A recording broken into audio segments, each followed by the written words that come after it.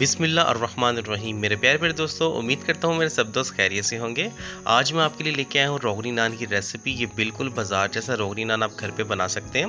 और ये किस तरीके से बना सकते हैं, इसके अंदर क्या क्या चीज़ें डलेंगी और इसका तरीकाकार क्या होगा, ये जानने के लिए वीडियो को आखिर तक लाजमी देखिएगा। उम्मीद करता हूँ मेरे प्यारे दोस्तों आपको ये वीडियो बहुत पसंद आएगी। और जो मेरे प्यारे दोस्त प्रोफेशनल कुकिंग सीखना चाहते हैं, इसके लिए अब आपको किसी रेस्टोरेंट पर जाके वहाँ पे एक्सपीरियंस हासिल करने की बिल्कुल भी ज़रूरत नहीं है।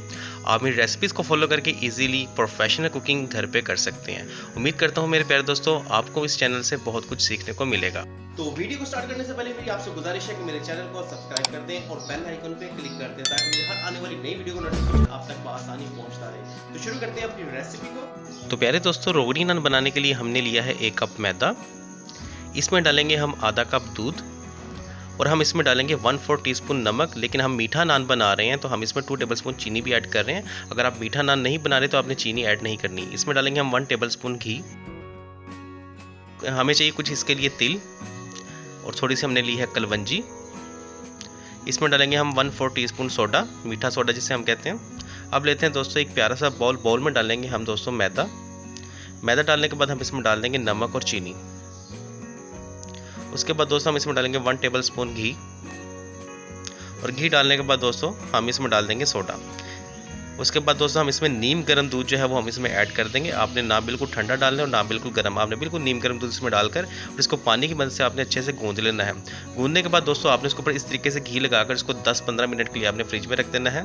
तो ले प्यारे दोस्तों 10-15 मिनट गुजर चुके हैं। अब थोड़ी सी आटे की डस्ट करते हैं और इस तरीके से हम मैदे को निकाल के इसको सेंटर से हम इस तरीके से 2 कर लेंगे और हम इसके 2 रोगनी नान तैयार करेंगे।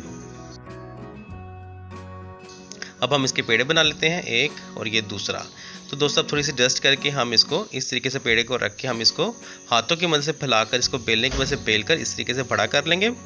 और इसको बड़ा करने के बाद दोस्तों आपने उंगलियों की मदद से आपने इस तरीके से इसके ऊपर डिज़ाइन बना देना है, जिस तरह बिल्कुल बाजार वाले बनाते हैं। आपने इस तरीके से बिल्कुल इसके किनारे जो इसकी गुलाई है आपने इस तरीके से कर देनी है। अब इस तरीके से दोस्तों हम दूसरी तरफ से इस तरीके से डिज़ाइन बना देते हैं। आपने पूरा डिज़ाइन इस तरीके से मुकम्मल कर देना है। उसके बाद दोस्तों हम इस पर गीला हाथ इस तरीके से लगाएंगे इस तरह से, और जो हमारे पास तिल थे हम तिलों को इसके ऊपर इस तरीके से चिपकाएंगे कि हाथों के साथ लगा के इसके ऊपर से हम इस तरीके से लगा देंगे। दोस्तों बहुत ही सिंपल तरीका है, कोई इसमें मुश्किल नहीं है। आपने इस तरीके से तिल लगा देने हैं। फिर इसी तरीके से हम जो कलवंजी है हम वो भी इस तरीके से इसके ऊपर लगाकर और थोड़ी सी इसके ऊपर इस तरीके से गिराकर हम इसको बिल्कुल बहुत ही खूबसूरत लुक दे देंगे। तो ले दोस्तों अब लेते हैं एक तवा और तवे पे हम डालेंगे दोस्तों इस तरीके से नान। और नान को हम जब एक साइड इसके अच्छे से गर्म हो जाएगी हम इसको पलट लेंगे इस तरह से। तो माशाल्लाह से देखें दोस्तों कितने अच्छे तरीके से इसकी बैक साइड जो है वो बिल्कुल तैयार होगी, नान जैसी, ऐसे ही जैसे तंदूर में तैयार हुआ हो। तो प्यारे दोस्तों आपने इसी तरीके से इसका फ्रंट भी पका लेना है। उसके बाद दोस्तों आपने नान को नीचे उतार कर जब गरम गरम नान ही होगा आपने उसके ऊपर इस तरीके से घी लगा देना है। घी हम इस पे गरम गरम पे लगाएंगे। अगर आप ठंडे नान पे घी लगाएंगे तो फिर उसका जो कच्चापन है घी का वो आपको महसूस होगा, इसलिए आपने गरम गरम नान पे ही इस तरीके से घी लगा देना है। तो माशाल्लाह से देखें दोस्तों किस कदर अच्छा हमारा रोगनी नान बनकर बिल्कुल तैयार हो गया है। अब इसको डिश आउट करते हैं।